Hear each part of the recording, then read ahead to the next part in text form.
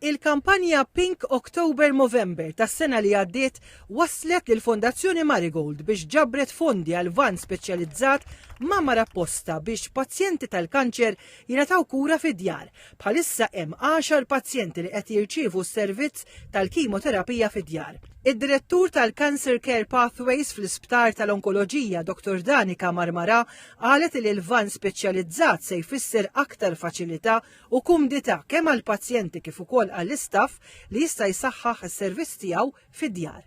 Innaqsu id-batija tal-patient, tal-pazjent u tal-familjari u fl-istess ħin nkunu qed naqdu il-poplu Malti u għawċi ġodaru. Jekk Alla jrid ħankomplu nkabru anke s-servizz għal dawk il-pazjenti li forsi jkunu anke fil-kura paljattiva.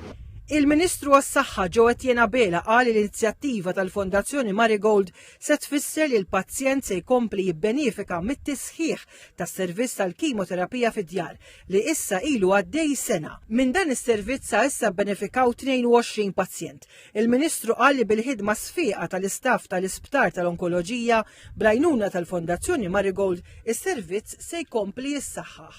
Iċ-chairperson tal-Fondazzjoni Marigold Michelle Muscat ħabbret li mill-fondi miġbura mill-kampanja Pink October Movember ta' din is-sena hemm il-mira li jinxtara van ieħor speċjalizzat biex jintuża għal pazjenti tal-kanċer li jgħixu fin-naħa ta' fuq ta' Malta u dawk fil-Gżira Uċija.